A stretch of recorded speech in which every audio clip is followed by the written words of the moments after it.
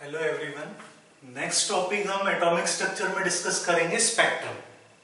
Composition of nucleus हम लोग पढ़ चुके हैं, नेचर ऑफ रेडिएशन वाला पार्ट कर चुके हैं, photo electric effect previous lecture में हो चुका है। तो नेक्स्ट जो टॉपिक है वो है स्पेक्ट्रम वाला पार्ट। अब स्पेक्ट्रम होता क्या है, उसके अलावा एक टर्म और आती है इसमें, डिस्पर्शन। देखिए, जब भी आप व्हाइट लाइट मतलब सन से निकलने वाली लाइट या बल्ब की लाइट या किसी भी सोर्स से निकलने वाली लाइट, हॉट मेटल रॉड हो सकता है, उससे निकलने वाली लाइट को जब आप प्रिज्म से पास करते हैं तो प्रिज्म क्या करेगा, प्रिज्म उस लाइट को उसके कंपोनेंट कलर में स्प्लिट कर देगा। तो ये जो प्रोसेस है, splitting of light into its component colour, light का अपने कंपोनेंट कलर में स्प्लिट होना, इस प्रोसेस को बोला जाता है डिस्पर्शन। और उसके आगे यदि आप एक स्क्रीन रख देते हैं या फोटोग्राफिक प्लेट रख देते हैं तो उस प्लेट के ऊपर डिफरेंट कलर का जो पैटर्न आपको मिलेगा उसको बोला जाता है स्पेक्ट्रम। समझ में आया सभी को? तो डिस्पर्शन क्या है, लाइट का अपने कंपोनेंट कलर में स्प्लिट होना, splitting of light into its component colour, तो ये डिस्पर्शन। और फोटोग्राफिक प्लेट पर या फिल्म पर या स्क्रीन पर जो कलर का पैटर्न मिलता है उस पैटर्न को बोला जाता है स्पेक्ट्रम। तो देखिए, सन या बल्ब की जो लाइट है इसको प्रिज्म से हमने पास किया, यहाँ पर व्हाइट लाइट में सारे कलर होते हैं, 7 colour, violet, indigo, blue, green, yellow, orange, red, और ये कंटिन्यूअस होते हैं। मतलब वॉयलेट कलर खत्म होगा वैसे ही इंडिगो स्टार्ट हो जाएगा, इंडिगो खत्म होगा ब्लू स्टार्ट हो जाएगा, ब्लू खत्म होगा ग्रीन स्टार्ट हो जाएगा, फिर तुरंत येलो स्टार्ट हो जाएगा, ऑरेंज, उसके बाद रेड मिलेगा। ये कंटिन्यूअस होते हैं, बैंड के फॉर्म में मिलते हैं, इसलिए इसको कंटिन्यूअस स्पेक्ट्रम या बैंड स्पेक्ट्रम भी बोला जाता है। यहां पर आप देखेंगे यदि एंगल ऑफ डिविएशन, तो सबसे कम डिविएशन रेड कलर में होता है और सबसे ज्यादा डिविएशन होता है वॉयलेट कलर। इस पर भी कई बार क्वेश्चन पूछा गया है। तो डिस्पर्शन क्लियर है सभी को? डिस्पर्शन मतलब लाइट का अपने कंपोनेंट कलर में स्प्लिटिंग, और जो कलर का पैटर्न आपको मिल रहा है स्क्रीन पर या फोटोग्राफिक प्लेट पर, उसको क्या बोलेंगे? उसको बोलेंगे स्पेक्ट्रम। ठीक है। अब ये स्पेक्ट्रम जो होता है मेनली 2 टाइप का होता है। एक है इमिशन स्पेक्ट्रम और दूसरा है एब्जॉर्प्शन स्पेक्ट्रम। इमिशन और एब्जॉर्प्शन। इमिशन जो स्पेक्ट्रम है ये 2 टाइप का होता है। एक तो होता है कंटिन्यूअस, दूसरा होता है डिसकंटिन्यूअस। लेकिन जो एब्जॉर्प्शन स्पेक्ट्रम है वो हमेशा डिसकंटिन्यूअस ही होता है ना। पहले बेसिक चीजें समझिए, बाकी चीजें आसान होती है। तो स्पेक्ट्रम कितने टाइप का है? 2 टाइप का, इमिशन और एब्जॉर्प्शन। इमिशन स्पेक्ट्रम कितने टाइप का होता है? तो ये 2 टाइप का होता है, कंटिन्यूअस और डिसकंटिन्यूअस। लेकिन एब्जॉर्प्शन स्पेक्ट्रम हमेशा क्या होता है? Always discontinuous. Emission spectrum continuous कब होगा? तो अभी जो आपने एग्जांपल देखा, सनलाइट या बल्ब से निकलने वाली लाइट या हीटेड मेटल रॉड ले लें, उसका स्पेक्ट्रम जब भी आप लेंगे तो वो कंटिन्यूअस होगा। कंटिन्यूअस होगा मतलब जो पैटर्न आपको मिलेगा कलर का स्क्रीन पर, एक कलर का बैंड है, उसके कंटिन्यूएशन में दूसरा कलर, वहां कहीं भी गैप नहीं होती, कंटिन्यूअस होता है, इसलिए इसको बैंड स्पेक्ट्रम भी बोला है। ये समझ में आ गया कंटिन्यूअस। अब इमिशन स्पेक्ट्रम डिसकंटिन्यूअस भी होता है, और हमने क्या बोला? एब्जॉर्प्शन स्पेक्ट्रम हमेशा डिसकंटिन्यूअस होता है। तो इन दोनों को समझते हैं हम, एक ही एग्जांपल लेते हैं ताकि आपको समझने में आसानी हो। देखिए, हम यहां पर सोडियम का एग्जांपल ले लेते हैं। सपोज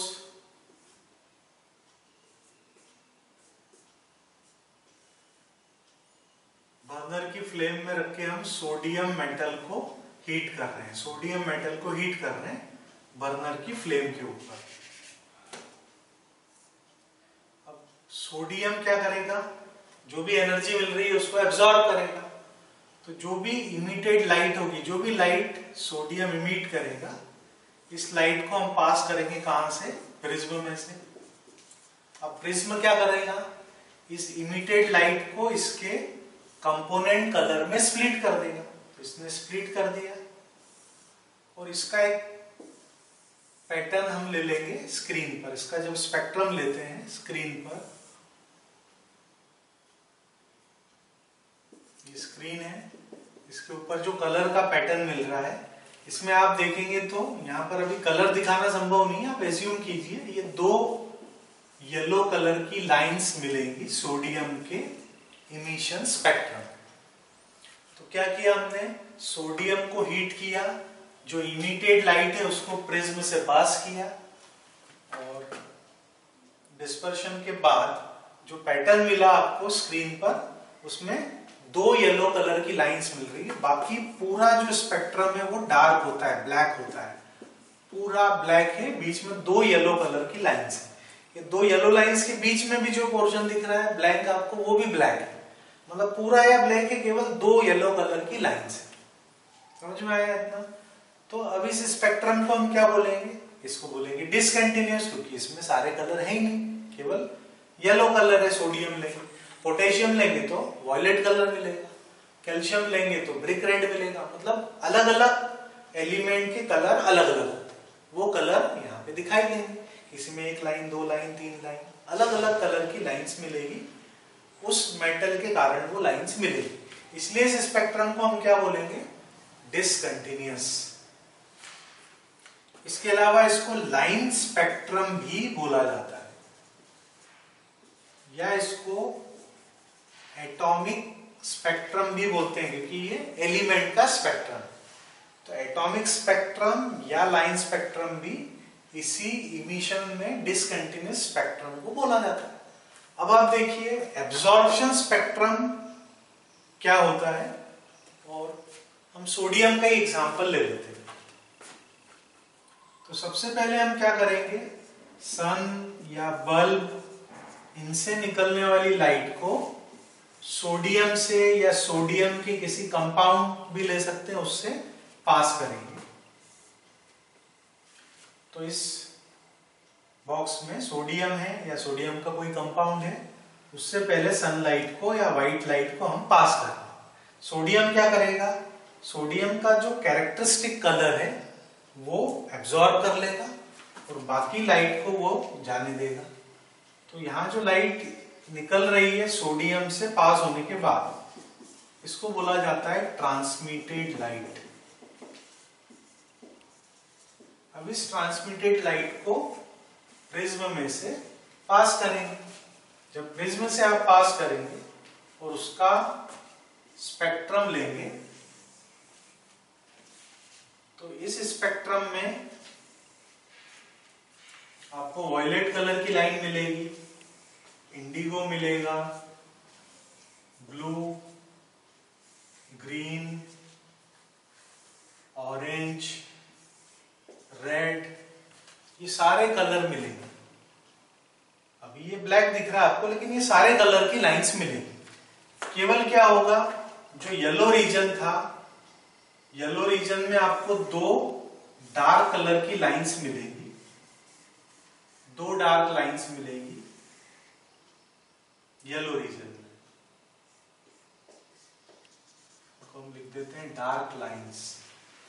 2 डार्क लाइंस मिलेगी, एग्जैक्ट उसी वेवलेंथ की लाइट होगी जिस वेवलेंथ पे सोडियम इमिशन स्पेक्ट्रम में येलो कलर शो करता है। तो यहां जो येलो कलर की 2 लाइन, जिन वेवलेंथ की लाइट मिली थी, वही एब्जॉर्प्शन स्पेक्ट्रम में आपको 2 डार्क कलर की लाइंस मिलेगी। मतलब जब आप सोडियम का एब्जॉर्प्शन स्पेक्ट्रम लेंगे, तो आपने क्या किया, सनलाइट को या सोर्स बल्ब या ट्यूबलाइट, जो भी लाइट है, लाइट के सोर्स से निकलने वाली लाइट को सोडियम से या सोडियम के किसी कंपाउंड से पास किया। सोडियम क्या करेगा, अपना कैरेक्टरिस्टिक कलर, कौन सा कलर है, येलो कलर, उसको एब्जॉर्ब कर लेगा, बाकी लाइट को जाने देगा, उसको हम बोल रहे हैं ट्रांसमिटेड लाइट। ये ट्रांसमिटेड लाइट को जब हम प्रिज्म से पास करेंगे, तो जब आप स्पेक्ट्रम लेंगे तो उस स्पेक्ट्रम में सारे कलर्स होंगे एक्सेप्ट येलो कलर। तो येलो कलर में जहां पर दो येलो लाइंस मिल रही थी वहां पे आपको दो डार्क कलर की, दो ब्लैक कलर की लाइंस मिली। समझ में आ गया आपको इमिशन और एब्जॉर्प्शन स्पेक्ट्रम। तो इमिशन स्पेक्ट्रम कैसे लेते हैं, जो भी सब्सटेंस है, एलिमेंट है, कंपाउंड है, उसको हीट करते हैं, उससे निकलने वाली लाइट को प्रिज्म से पास करते हैं और उसका स्पेक्ट्रम लेते हैं। तो यहाँ पर जो भी एलिमेंट या कंपाउंड है, अब कंपाउंड है तो उसमें एक से ज्यादा एलिमेंट होंगे, तो जितने भी एलिमेंट है उनके कैरेक्टरिस्टिक कलर की लाइंस आपको दिखाई देंगी, इसलिए इसको लाइन स्पेक्ट्रम भी बोला जाता है या एटॉमिक स्पेक्ट्रम भी बोला जाता है। और वही एलिमेंट का जब आप एब्जॉर्प्शन स्पेक्ट्रम लेते हैं तो वो एलिमेंट या कंपाउंड अपने कैरेक्टरिस्टिक कलर को एब्जॉर्ब कर लेता है और बाकी कलर को जाने देता है। तो बाकी कलर को जाने देने के कारण स्पेक्ट्रम में उस एलिमेंट का या उस कंपाउंड में जितने एलिमेंट है उनके कैरेक्टरिस्टिक कलर नहीं दिखाई देते हैं, बाकी सारे कलर दिखाई देते हैं। इसलिए इस स्पेक्ट्रम को क्या बोलेंगे हम, डिसकंटिन्यूअस, क्योंकि इसमें सारे कलर तो है ही नहीं, येलो कलर जो था वो एब्जॉर्ब हो गया, इसलिए डिसकंटिन्यूअस। तो फिर से रिपीट करते हैं, स्पेक्ट्रम दो टाइप का, इमिशन और एब्जॉर्प्शन। इमिशन स्पेक्ट्रम दो टाइप का है, कंटिन्यूअस और डिसकंटिन्यूअस। एब्जॉर्प्शन हमेशा क्या होता है, डिसकंटिन्यूअस। कंटिन्यूअस स्पेक्ट्रम कब मिलेगा, जब आप सन या बल्ब या हॉट मेटल रॉड से निकलने वाली लाइट को प्रिज्म से पास करेंगे, तो इसके स्पेक्ट्रम में सारे कलर्स मिलेंगे और ये कंटिन्यूअस है, बीच में कोई भी गैप नहीं होती। इसी को क्या बोलते हैं हम, बैंड स्पेक्ट्रम। अब दूसरा डिसकंटिन्यूअस स्पेक्ट्रम है, ये कैसे मिलेगा, तो किसी भी एलिमेंट या कंपाउंड का जब स्पेक्ट्रम लेंगे उसकी इमिटेड लाइट का, तो वो इमिशन स्पेक्ट्रम है। इसमें उस एलिमेंट या कंपाउंड के कैरेक्टरिस्टिक कलर की लाइंस मिलेंगी, बाकी पूरा स्पेक्ट्रम डार्क हो। इसी को हम लाइन स्पेक्ट्रम या एटॉमिक स्पेक्ट्रम भी बोलते हैं। उसके बाद एब्जॉर्प्शन स्पेक्ट्रम, ये हमेशा कैसा होता है, डिसकंटिन्यूअस, क्योंकि जिस भी एलिमेंट का लेंगे उससे सनलाइट को या व्हाइट लाइट को पास करेंगे तो वो एलिमेंट या कंपाउंड अपने कैरेक्टरिस्टिक कलर को तो एब्जॉर्ब कर लेगा, तो वो कैरेक्टरिस्टिक कलर स्पेक्ट्रम में दिखाई नहीं देगा, बाकी कलर दिखाई देंगे, इसलिए ये क्या होगा, हमेशा डिसकंटिन्यूअस। ठीक है।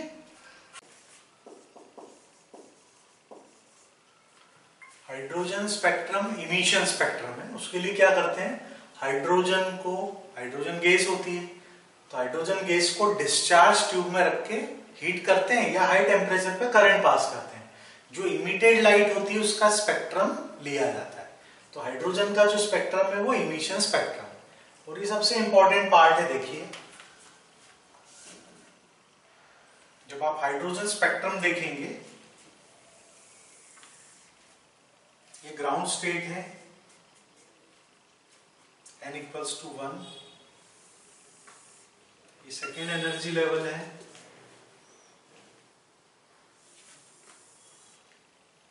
ये थर्ड एनर्जी लेवल, ये fourth energy level, fifth energy level, sixth energy level, seventh energy level, और ये इंफिनिटी।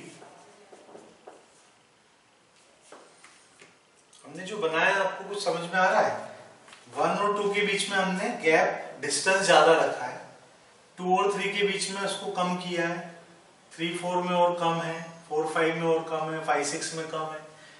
तो यहां पर कहीं न्यूक्लियस है, न्यूक्लियस के आसपास डिफरेंट एनर्जी लेवल है, तो जैसे न्यूक्लियस से हम दूर जाते हैं तो एनर्जी लेवल पास आते जाते हैं, मतलब उनके बीच की जो एनर्जी गैप है वो कम होती जाती है, इसलिए ये डिफरेंस है, ये आप ध्यान रखिए। हमने हाइड्रोजन गैस का सैंपल लिया, उसको हीट किया, जैसे हीट करेंगे हाइड्रोजन में जो इलेक्ट्रॉन है वो एनर्जी एब्जॉर्ब करेंगे, एनर्जी एब्जॉर्ब करने के बाद वो हायर स्टेट पे जाएंगे।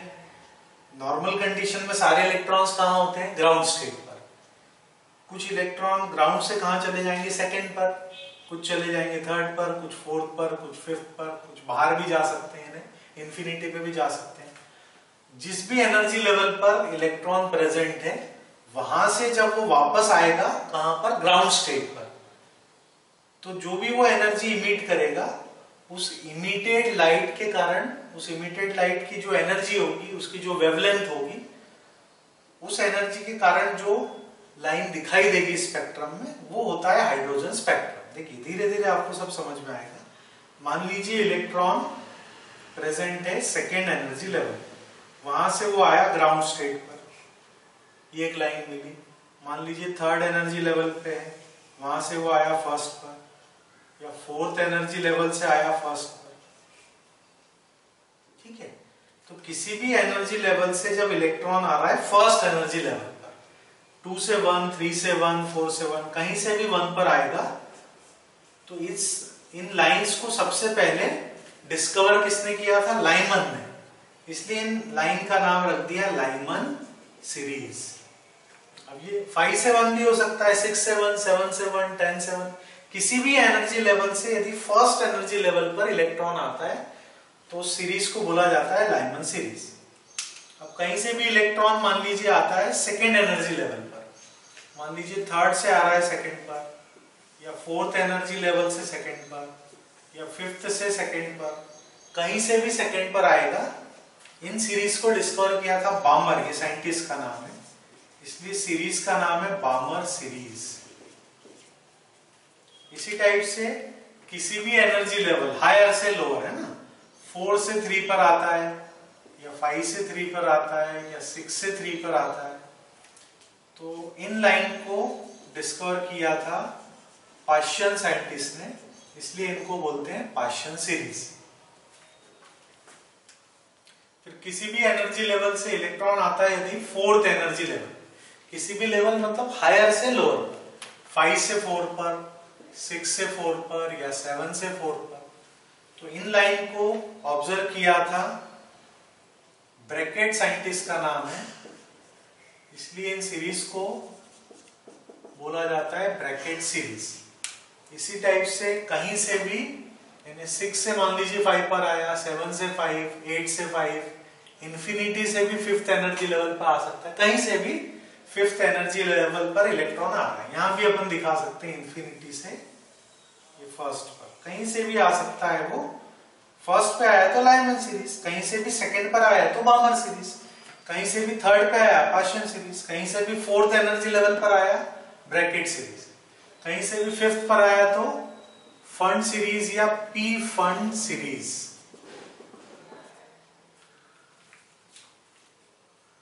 समझ में आया इतना?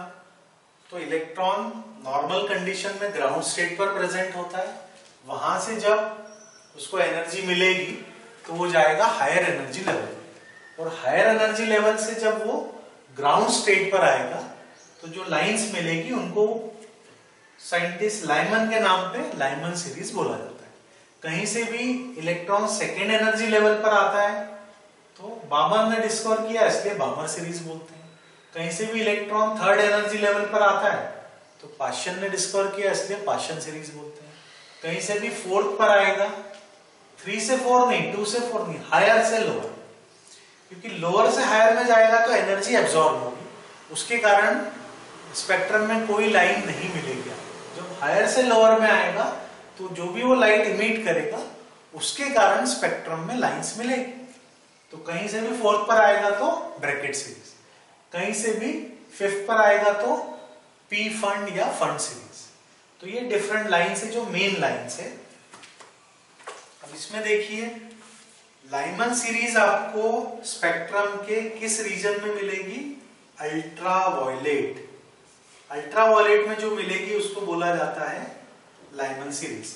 बामर सीरीज आपको स्पेक्ट्रम के विजिबल रीजन में मिलेगी, और पाश्चियन, ब्रैकेट, पी फंड ये सब आपको कहां मिलेगी, इंफ्रारेड रीजन। इतना समझ में आया? तो ये हाइड्रोजन का स्पेक्ट्रम है, उससे में डिफरेंट लाइंस है। अब इन लाइंस की वेवलेंथ को, वेवलेंथ से आप फ्रीक्वेंसी निकाल सकते हैं, वेवलेंथ से आप वेव नंबर निकाल सकते हैं, वेवलेंथ से आप एनर्जी कैलकुलेट कर सकते हैं। तो डिफरेंट लाइन की वेवलेंथ क्या होगी उसको कैलकुलेट करने के लिए रिडबर्ग एक साइंटिस्ट था, उसने एक इक्वेशन दी थी जिसको बोला जाता है रिडबर्ग्स इक्वेशन।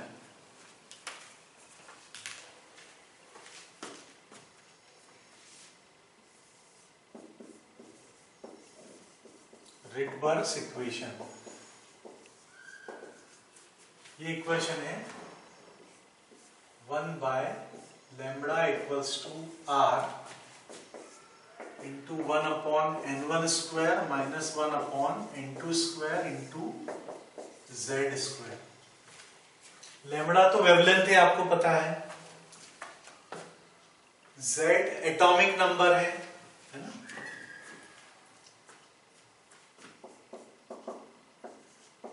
लैम्बडा वेवलेंथ है, z एटॉमिक नंबर या नंबर ऑफ प्रोटॉन्स हैं, n1 n2 क्या है, तो डिफरेंट अलग अलग लाइंस के लिए n1 और n2 की वैल्यू अलग अलग होती है। देखिए वो बता देते हैं पहले। सीरीज, उसकी ग्राउंड स्टेट,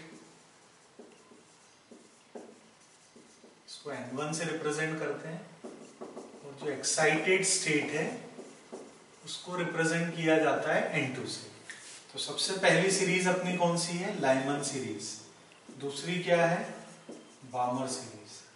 तीसरी क्या है, Paschen series. Fourth Brackett series. Fifth है Pfund series. Lyman series में इलेक्ट्रॉन कहां पर आ रहा है, फर्स्ट एनर्जी लेवल पर, ग्राउंड स्टेट पर, first energy level.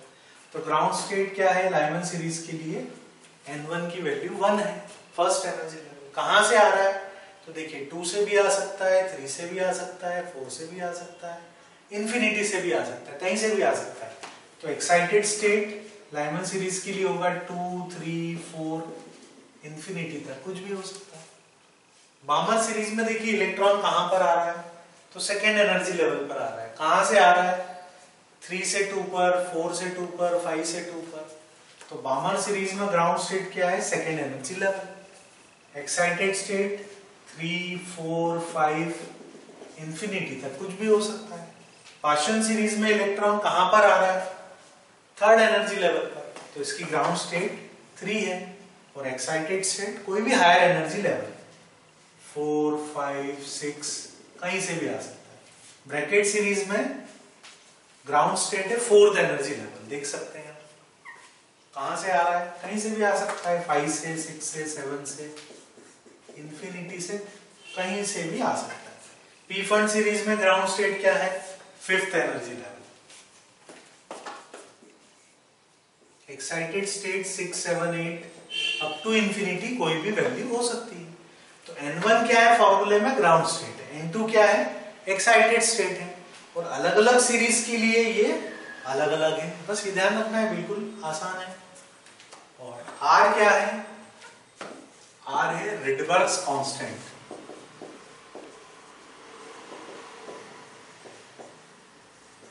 R Rydberg's constant है, इसकी वैल्यू 1.09 इंटू 10⁵ पर सेंटीमीटर होती है। मीटर में इसको आप लिख सकते हैं 10⁷ पर मीटर। तो इतना समझ में आया, ये रिडबर्ग्स इक्वेशन है 1 by lambda equals to r into 1 upon n1 square minus 1 upon n2 square into z square. Lambda तो वेवलेंथ है, वो आप समझ गए। वेवलेंथ से आप एनर्जी निकाल सकते हैं, फ्रीक्वेंसी निकाल सकते हैं, वेव नंबर कैलकुलेट कर सकते हैं। z एटॉमिक नंबर है, n1 क्या है, ग्राउंड स्टेट है, अलग अलग सीरीज के लिए अलग अलग होगी। n2 एक्साइटेड स्टेट है, फिर से डिफरेंट सीरीज के लिए अलग अलग होगी। और r क्या है, रिडबर्ग्स कांस्टेंट। यदि आपको वेवलेंथ सेंटीमीटर में निकालना है तो r की वैल्यू सेंटीमीटर में रखेंगे, मीटर में निकालना है मीटर में रखेंगे, ठीक है।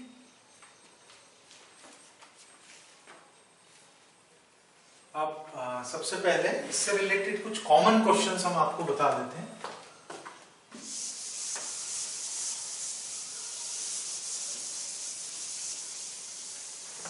देखिए सबसे पहले ये पूछा जाता है कि कोई भी सीरीज दे देंगे, उसमें आपसे पूछेंगे कि इस सीरीज की फर्स्ट लाइन कौन सी है, सेकंड कौन सी है, थर्ड कौन सी है, लास्ट लाइन कौन सी है। तो सबसे पहले हम ले लेते हैं suppose Lyman series. Lyman series में आप देखिए फर्स्ट लाइन किसको बोलेंगे, इंफिनिटी से 1 को बोलेंगे या 2 से 1 को बोलेंगे। लाइमन सीरीज की फर्स्ट लाइन, तो लाइमन सीरीज की फर्स्ट लाइन है जब इलेक्ट्रॉन सेकेंड एनर्जी लेवल से आता है फर्स्ट एनर्जी लेवल पर, ये इस सीरीज की फर्स्ट लाइन। सेकेंड लाइन जब इलेक्ट्रॉन थर्ड एनर्जी लेवल से 1 पर आएगा तो ये इसकी सेकेंड लाइन होगी। थर्ड लाइन जब फोर्थ एनर्जी लेवल से 1 पर आएगा तो ये थर्ड लाइन होगी। समझ में आया सभी को। लास्ट लाइन क्या होगी, लास्ट लाइन होगी जब इंफिनिटी से 1 पर आएगा, उसके बाद तो कोई हो ही नहीं सकता, तो ये लास्ट लाइन होगी इंफिनिटी से 1। अब चलिए बताइए इसी टाइप से बामर सीरीज की फर्स्ट लाइन कौन सी है। तो बामर सीरीज में फर्स्ट लाइन है जब ट्रांजिशन होता है 3 से 2, कहीं से भी 2 पर आएगा तो 3 से 2 पर आएगा तो इसको फर्स्ट लाइन बोलेंगे, 4 से 2 पर आएगा तो इसको सेकेंड लाइन बोलेंगे। थर्ड लाइन कौन सी होगी, 5 से 2 पर, ये थर्ड लाइन होगी। अब समझ गए आप, किसी भी सीरीज की first line, second line, third line, last line, ये आपको पता होना चाहिए, तभी आप रिवर्स इक्वेशन अप्लाई करके क्वेश्चंस कर पाएंगे। अभी करेंगे अपन वो क्वेश्चन कुछ। तो पार्शियल सीरीज की फर्स्ट लाइन कौन सी होगी, तो यहां पर इलेक्ट्रॉन आ रहा है थर्ड एनर्जी लेवल पर, कहां से आ रहा है, 4 से, तो 4 से 3 इसकी फर्स्ट लाइन, 5 से 3 इसकी सेकेंड लाइन, 6 से 3 इसकी थर्ड लाइन। समझ में आ गया, इजी हो गया। अब देखिए इसके अलावा कुछ ट्रांजिशन आपको दे दिए जाते हैं क्वेश्चंस में और पूछा जाता है। जैसे यहां सपोज आपसे पूछा है maximum wavelength transition,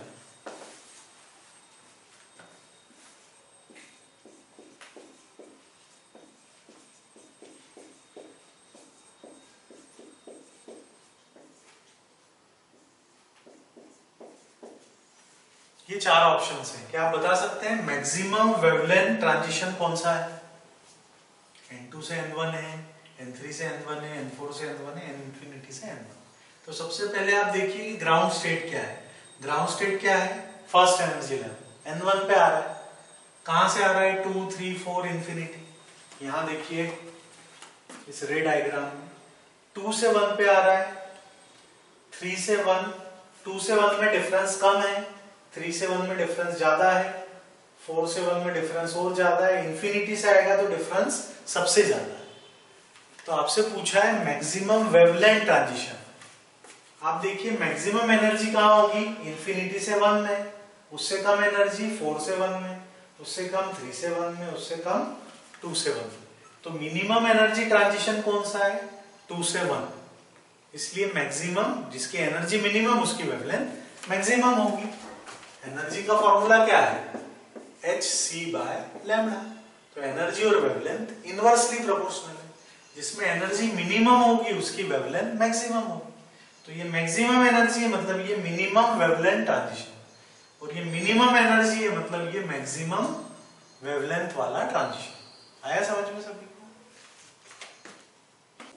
minimum energy transition कुछ भी पूछ सकते हैं। ये 4 ऑप्शंस दे दिए ABCD, पूछा है minimum energy transition.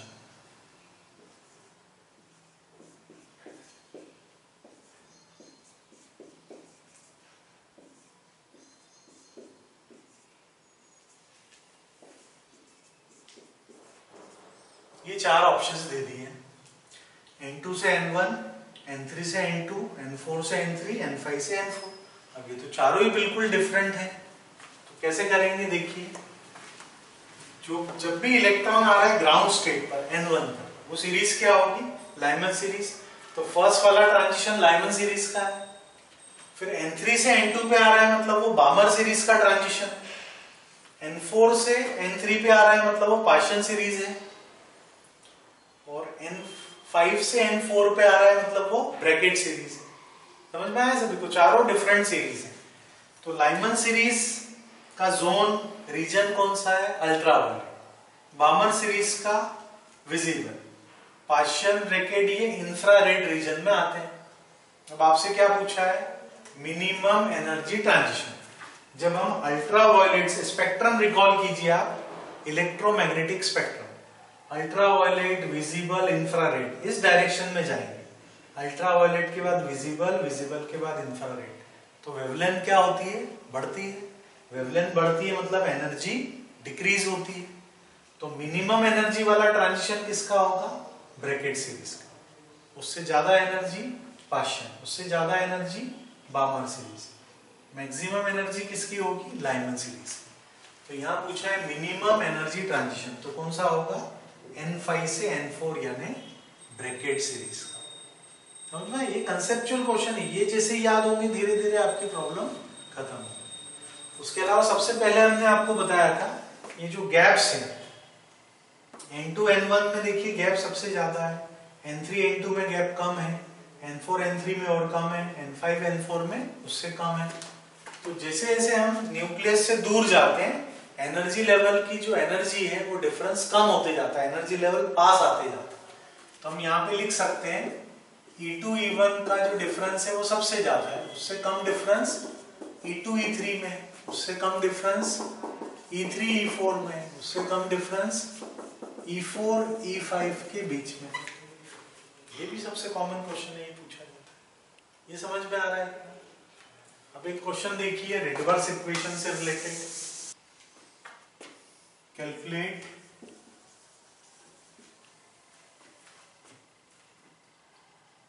wavelength of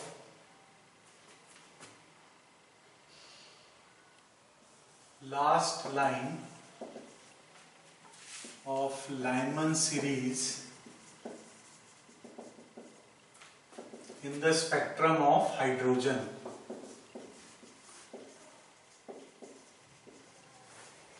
ये क्वेश्चन है, आपको लाइमन हाइड्रोजन स्पेक्ट्रम की लाइमन सीरीज की लास्ट लाइन की वेवलेंथ कैलकुलेट करनी, ठीक है। ये रिडवर्स इक्वेशन है। जैसे ही स्पेक्ट्रम का क्वेश्चन हो, डिफरेंट लाइंस की बात हो रही, डिफरेंट ट्रांजिशन की बात हो रही, तो तुरंत आपको क्या करना है? रिडवर्स इक्वेशन रिकॉल करना है। अब लास्ट लाइन है, सीरीज कौन सी है? Lyman series. तो जैसे ही लाइमन सीरीज आती है, आपको ये तुरंत रे डायग्राम याद आ जाना चाहिए। लाइमन सीरीज मतलब कहीं से भी आ रहा है इलेक्ट्रॉन ग्राउंड स्टेट पर। यहाँ पे लास्ट लाइन की बात की है। लास्ट लाइन मतलब इलेक्ट्रॉन कहां से आएगा? इंफिनिटी से 1 पर। तो लाइमन सीरीज है मतलब N1 ग्राउंड स्टेट क्या हो गया? 1 फर्स्ट एनर्जी लेवल, और एक्साइटेड स्टेट क्या हो जाएगी? इंफिनिटी, क्योंकि लास्ट लाइन। ये सबसे इंपॉर्टेंट पार्ट है। और हाइड्रोजन है, हाइड्रोजन का स्पेक्ट्रम है, हाइड्रोजन का एटॉमिक नंबर 1 होता है, इसलिए Z की वैल्यू 1 हो जाएगी। R की वैल्यू हम रख देते हैं 1.09 इंटू 10⁵। ये पर सेंटीमीटर में रख रहे हैं, इसलिए वेवलेंथ सेंटीमीटर में आ जाएगी। उसको जैसे चाहे फिर हम कन्वर्ट कर सकते हैं। अब इसको वैल्यूज रख देते हैं। R की value 1.09 into 10⁵। N1 ground state है, वो फर्स्ट एनर्जी लेवल है। ये एक्साइटेड स्टेट है इंफिनिटी। Z की वैल्यू 1 रहेगी।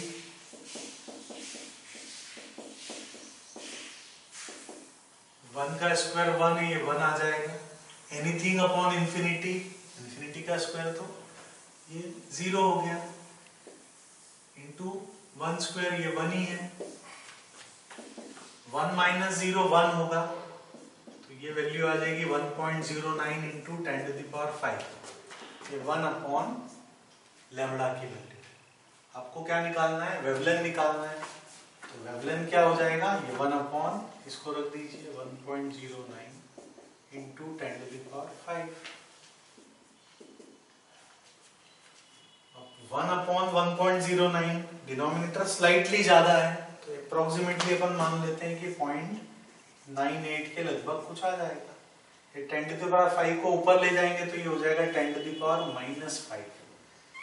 ये पर सेंटीमीटर में था, तो इसकी यूनिट हो जाएगी सेंटीमीटर। अप्रोक्सीमेटली इसको आप लिख सकते हैं 9.8। हम क्या कर रहे हैं? न्यूमेरिकल वैल्यू बढ़ा रहे हैं, तो पावर कम करनी होगी, 10⁻⁻⁶ सेंटीमीटर। अब इसको जैसे चाहे, जिस यूनिट में पूछा है आपसे, एंगस्ट्रॉम पूछा है, नैनोमीटर पूछा है, वो कन्वर्शन आपको सिखाया, आप कन्वर्ट कर सकते हैं। Calculate the wave number for first line of Lyman series in the spectrum of hydrogen.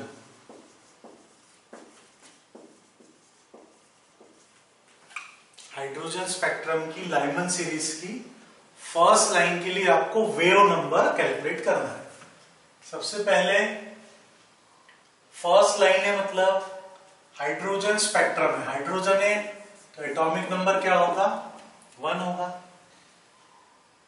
फिर आपसे बोला है फर्स्ट लाइन, किसकी फर्स्ट लाइन, लाइमन सीरीज की। लाइमन सीरीज की फर्स्ट लाइन मतलब N2 से N1, तो ये N1 क्या हो जाएगा आपका, इसको बेटर होगा आप लिखें 2 to 1, तो आपको कंफ्यूजन नहीं होगा। 2 से 1 यानी सेकेंड एनर्जी लेवल से इलेक्ट्रॉन आ रहा है फर्स्ट एनर्जी लेवल, तो आपका N1 ग्राउंड स्टेट क्या हो जाएगा 1, और N2 की वैल्यू क्या हो जाएगी 2। Z आपको बता ही दिया हाइड्रोजन है तो 1 है। वेव नंबर के लिए फॉर्मूला वही है, R into 1/N1 square minus 1/N2 square into Z square. R की वैल्यू किसी भी यूनिट में आप रख सकते हैं, 1.09 इंटू 10⁵ पर सेंटीमीटर में हम रख रहे हैं। N1 ग्राउंड स्टेट है, ये 1 है, 1 का स्क्वायर 1 ही रहेगा। ये N2 की वैल्यू 2 है, excited state second energy level, Z की वैल्यू 1 है, ये हो जाएगा 1.09 इंटू 10⁵, 1 का स्क्वायर ये 1 ही रहेगा, 2 का स्क्वायर ये 4 हो जाएगा, 1 का स्क्वायर ये 1 ही है। इसको फर्दर कैलकुलेट करें तो वेव नंबर आ जाएगा 1.09 इंटू 10⁵ इंटू ये हो गया 1 माइनस 1/4, इसको आप लिख सकते हैं 3/4।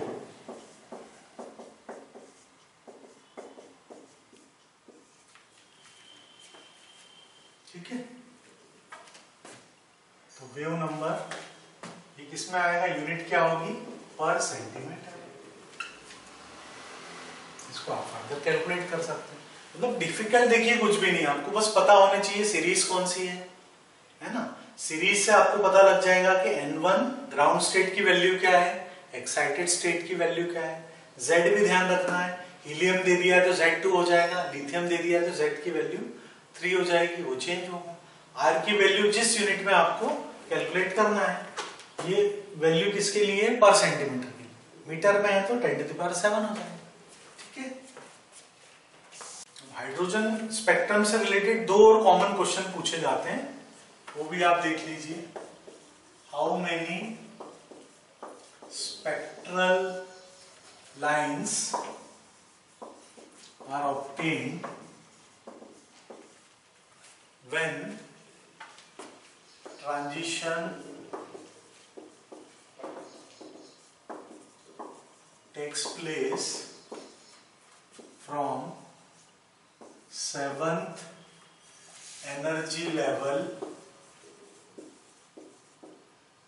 To ground state. यहां पे ट्रांजिशन कहां से कहां हो रहा है, 7th एनर्जी लेवल से हो रहा है ग्राउंड स्टेट पर, 7 to 1 लाइमन सीरीज है। Total number of spectral lines के लिए एक फॉर्मूला है, total number of spectral lines, ये फॉर्मूला है N2 minus N1 into N2 minus N1 plus 1 whole divided by 2।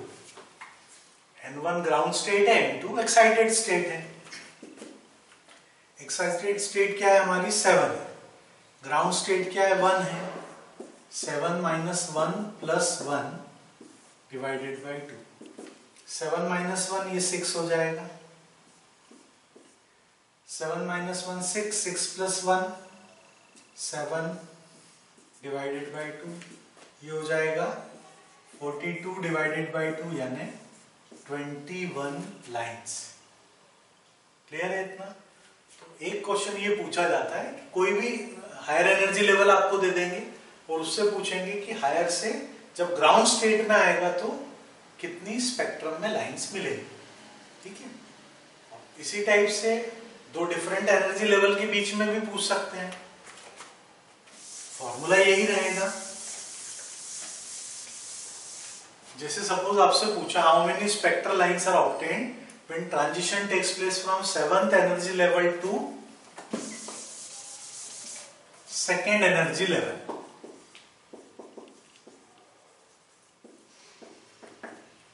Seventh energy level से आ रहा है 2nd एनर्जी लेवल। तो एक्साइटेड स्टेट तो 7 है, ग्राउंड स्टेट क्या हो गई अब 2nd एनर्जी लेवल। ये हो जाएगा 7 minus 2 plus 1 divided by 2। 7 minus 2 ये हो गया 5, ये हो गया 7 minus 2 5 plus 1 6 divided by 2, 5 6 30 divided by 2। Total कितनी लाइंस मिलेगी आपको? 15 लाइंस मिलेगी स्पेक्ट्रम। तो ये कॉमन क्वेश्चंस थे, हमने हाइड्रोजन स्पेक्ट्रम से रिलेटेड सारे क्वेश्चंस आपको बता दिए। ठीक है, इसके बाद हम लोग डिस्कस करेंगे different type of atomic models. आप सभी को पता है सबसे पहले जो मॉडल आया था वो था डाल्टन की एटॉमिक थ्योरी। डाल्टन ने सबसे पहले ये बताया था कि जितने भी सब्सटेंस होते हैं उनका स्मॉलेस्ट पार्टिकल होता है एटम। एक ही सब्सटेंस के सारे एटम आइडेंटिकल होते हैं शेप, साइज, मास में, और अलग अलग सब्सटेंस के जो एटम होते हैं वो डिफरेंट होते हैं शेप, साइज और मास में।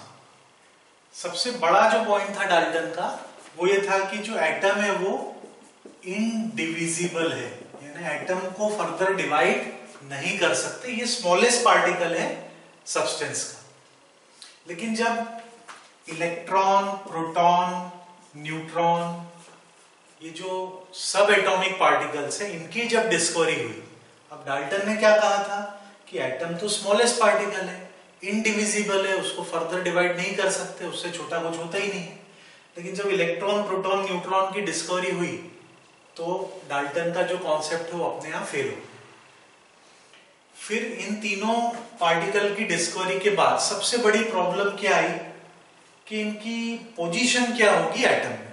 भाई इलेक्ट्रॉन कहां प्रेजेंट होगा, प्रोटॉन कहां प्रेजेंट होगा, न्यूट्रॉन कहां होगा। अब इलेक्ट्रॉन नेगेटिवली चार्ज पार्टिकल है, प्रोटॉन पॉजिटिवली चार्ज पार्टिकल है, न्यूट्रॉन न्यूट्रल होता है, उस पर कोई चार्ज नहीं होता है, तो न्यूट्रॉन से तो फर्क नहीं पड़ेगा। लेकिन एटम में इलेक्ट्रॉन का नंबर प्रोटॉन के बराबर होता है, जितने प्रोटॉन है उतने इलेक्ट्रॉन प्रेजेंट होते हैं, यानी एटम इलेक्ट्रिकली न्यूट्रल होता है। तो एटम में ये पार्टिकल्स कहां पर प्रेजेंट होंगे, इनको एक्सप्लेन करने के लिए डिफरेंट मॉडल फिर आए। सबसे पहले आया थॉमसन का मॉडल। थॉमसन फेल हुआ तो उसके बाद रदरफोर्ड ने उसके मॉडल को मॉडिफाई किया। रदरफोर्ड ने गोल्ड-लीफ एक्सपेरिमेंट परफॉर्म किया। उसके बाद रदरफोर्ड का मॉडल आया। रदरफोर्ड फेल हुआ तो बोहर मॉडल आया। ये सब हम आगे डिस्कस करेंगे। बोहर मॉडल के बाद फिर क्वांटम मैकेनिकल मॉडल, जिसमें हम पढ़ते हैं क्वांटम नंबर्स के बारे में, और फाइनली क्वांटम नंबर से हमें पता चलता है कि किसी भी एटम में न्यूक्लियस के अराउंड इलेक्ट्रॉन की एग्जैक्ट पोजीशन क्या होती है, एनर्जी क्या होती है। तो ये डिफरेंट टाइप के एटॉमिक मॉडल है। सबसे पहले अपन डिस्कस करेंगे थॉमसन मॉडल, फिर उसके बाद रदरफोर्ड मॉडल, फिर बोहर मॉडल, उसके बाद हम जाएंगे क्वांटम नंबर्स। सबसे पहले देखिए थॉमसन का एटॉमिक मॉडल। थॉमसन ने एटम को पॉजिटिवली चार्ज स्फीयर माना। उसके अकॉर्डिंगली जो एटम है वो पॉजिटिव स्फीयर से बना हुआ है। अब ये पूरा पॉजिटिव स्फीयर है तो ये तो पॉजिटिव हो जाएगा, तो इसको न्यूट्रल कैसे करेंगे। तो इसको न्यूट्रलाइज करने के लिए उसने ऐसा बोला कि जो इलेक्ट्रॉन्स होते हैं वो डिस्पर्स्ड है पूरे एटम में। थॉमसन के अकॉर्डिंगली एटम पॉजिटिव स्फीयर का बना हुआ है और इलेक्ट्रॉन्स उसमें डिस्पर्स्ड है, यानी पॉजिटिव और नेगेटिव चार्ज को उसने डिस्पर्स किया। इसने अपने मॉडल को वाटरमेलन से कंपेयर किया था। तरबूज होता है ना, तरबूज आपने देखा है, कटा हुआ तरबूज आप देखेंगे तो जो रेड कलर का पार्ट होता है एडिबल पार्ट, और उसमें ब्लैक कलर के सीड्स पूरे इस रेड पार्ट में डिस्पर्स्ड होते हैं। या जैसे खीर है, एक कटोरी में खीर है और अपन उसमें किशमिश बिखेर दें, उसी टाइप का थॉमसन का मॉडल था। अब चूंकि इसने इलेक्ट्रॉन को डिस्पर्स कर दिया, ज्यादा कुछ ये एक्सप्लेन नहीं कर पाया, ये मॉडल के बाद फिर आया रदरफोर्ड का मॉडल। रदरफोर्ड ने गोल्ड लीफ एक्सपेरिमेंट परफॉर्म किया था।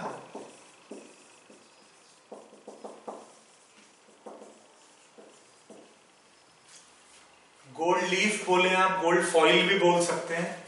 आपको पता है ना, मिठाइयां जो होती हैं, मिठाइयों के ऊपर सिल्वर की फॉइल लगाई जाती है। हिंदी में अपन चांदी का वरक या बर्क ऐसा कुछ बोलते हैं।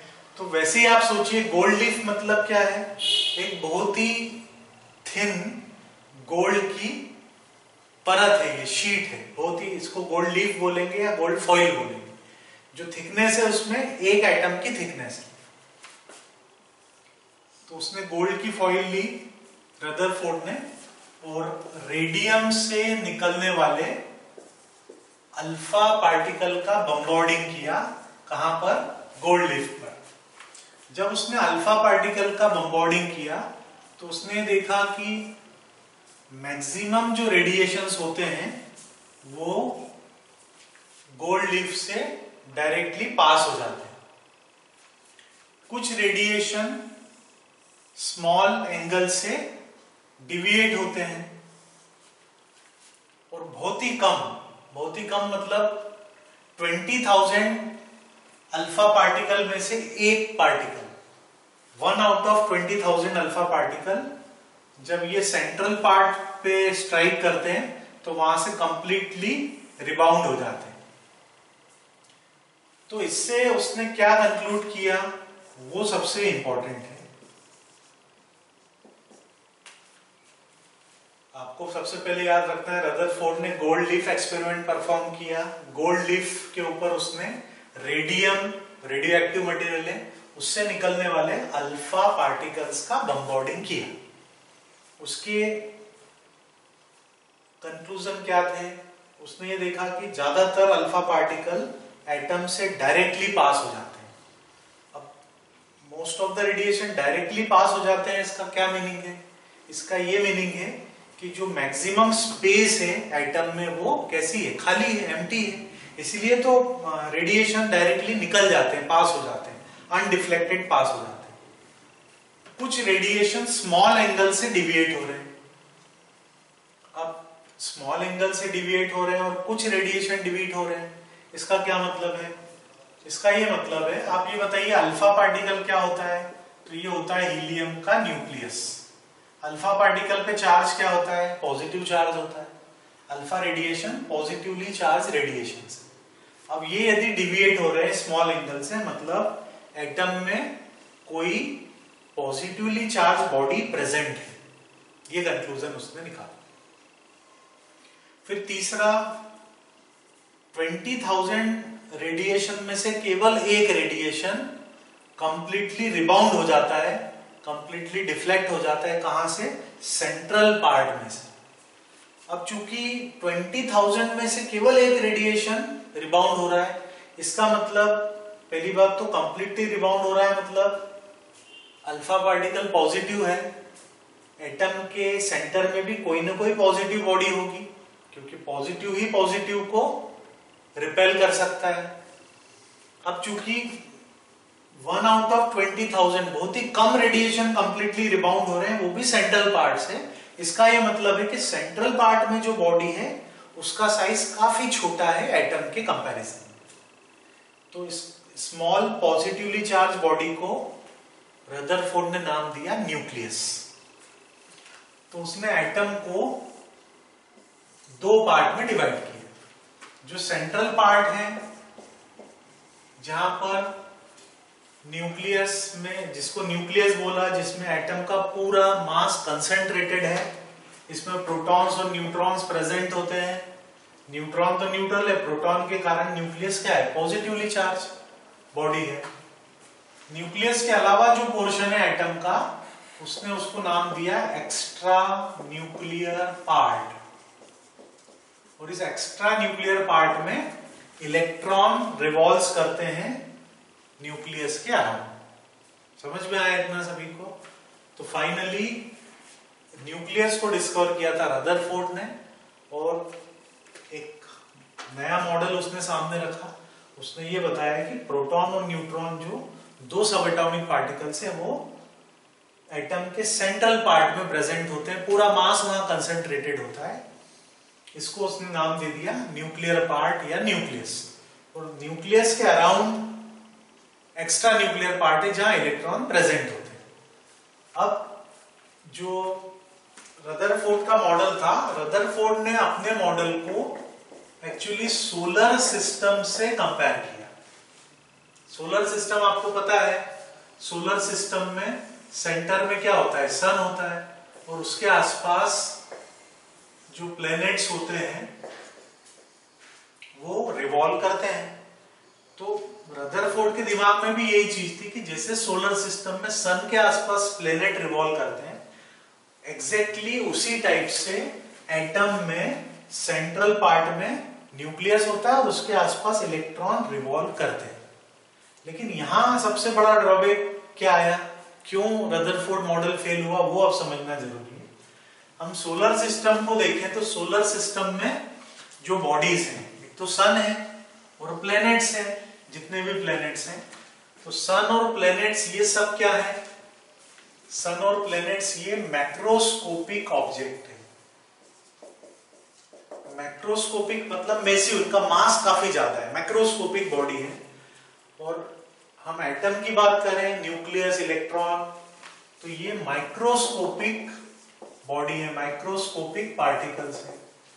सबसे बड़ा जो डिफरेंस था सोलर सिस्टम में और रदरफोर्ड के एटॉमिक मॉडल में, वो क्या था, सन और प्लैनेट ये मैक्रोस्कोपिक बॉडीज हैं और इधर न्यूक्लियस और इलेक्ट्रॉन ये माइक्रोस्कोपिक पार्टिकल्स हैं। दूसरा सबसे बड़ा डिफरेंस था, ये जो सन और अर्थ है ये न्यूट्रल बॉडीज है, इनके ऊपर कोई चार्ज नहीं होता, न्यूट्रल है।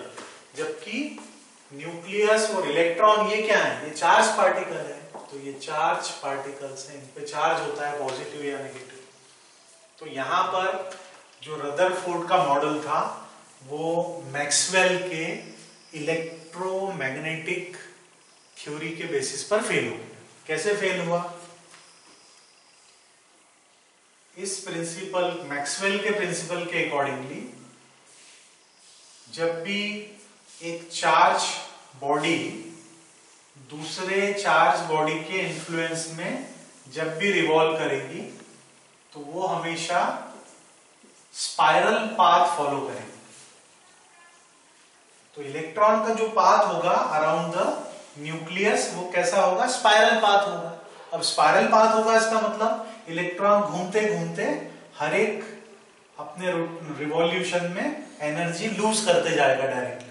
अब लूज करेगा तो वो न्यूक्लियस के पास जाएगा और ultimately electron will fall into the nucleus. Electron को न्यूक्लियस अट्रैक्ट कर लेगा। अब इसका क्या मतलब है, इलेक्ट्रॉन न्यूक्लियस को अट्रैक्ट कर लेगा, मतलब जो रदरफोर्ड का मॉडल है वो स्टेबल नहीं है, यानी रदरफोर्ड एटम की स्टेबिलिटी को एक्सप्लेन नहीं कर पाया, इसलिए वो फेल हो। इतना समझ में आया आपको? तो रदरफोर्ड ने जो बताया कि एटम के सेंट्रल पार्ट में न्यूक्लियस है, इलेक्ट्रॉन उसके आसपास रिवॉल्व करता है। अपने एटॉमिक मॉडल को उसने किससे कंपेयर किया, सोलर सिस्टम से। सोलर सिस्टम और रदरफोर्ड के मॉडल में जो बेसिक डिफरेंस है वो समझ में आया, क्या है? सोलर सिस्टम में जो बॉडीज हैं वो मैक्रोस्कोपिक है, काफी ज्यादा मास है, लेकिन वो न्यूट्रल है, उनपे कोई चार्ज नहीं। एटॉमिक मॉडल की हम बात करें रदरफोर्ड के, तो न्यूक्लियस और इलेक्ट्रॉन ये माइक्रोस्कोपिक पार्टिकल्स हैं और ये चार्ज बॉडी। तो रदरफोर्ड का मॉडल क्यों फेल हुआ? ये मैक्सवेल के इलेक्ट्रोमैग्नेटिक प्रिंसिपल के बेसिस पे फेल हो गया कि जब भी एक चार्ज बॉडी दूसरी चार्ज बॉडी के आसपास रिवॉल्व करेगी तो वो घूमते घूमते एनर्जी लूज करेगी, मतलब वो स्पाइरल पाथ फॉलो करेगी और अल्टीमेटली इलेक्ट्रॉन न्यूक्लियस से अट्रैक्ट हो जाएगा। यानी रदरफोर्ड एटम की स्टेबिलिटी को एक्सप्लेन नहीं कर पाया, इसलिए वो फेल हो गया। इसके बाद फिर बोहर का मॉडल अपन डिस्कस करेंगे। इसके बाद बोहर ने अपना कॉन्सेप्ट दिया, उसने इसको थोड़ा मॉडिफाई कर दिया। उसने कहा कि जो इलेक्ट्रॉन है, पूरा मास एटम का सेंट्रल पोर्शन है न्यूक्लियस में कंसंट्रेटेड है। इलेक्ट्रॉन न्यूक्लियस के आसपास रिवॉल्व करते हैं, लेकिन इलेक्ट्रॉन सर्कुलर पाथ में रिवॉल्व करते हैं। तो इलेक्ट्रॉन न्यूक्लियस के आसपास डेफिनेट पाथ, सर्कुलर पाथ में रिवॉल्व करते हैं और एटम इसीलिए स्टेबल है। तो बोहर ने एटम की स्टेबिलिटी को एक्सप्लेन कर दिया, ये मॉडल फेल हो गया। फिर बोहर से बेटर मॉडल आया, उसके भी कुछ ड्रॉबैक्स थे, वो भी हम आगे डिस्कस करेंगे। उसके बाद फिर आया क्वांटम मैकेनिकल मॉडल। तो अभी तक हम सबसे बेस्ट मॉडल यही है, क्वांटम मैकेनिकल मॉडल। उसमें हम पढ़ते हैं क्वांटम नंबर्स, उनसे इलेक्ट्रॉन की एग्जैक्ट पोजीशन, एनर्जी, सारी इंफॉर्मेशन अराउंड द न्यूक्लियस मिलती है। ठीक है।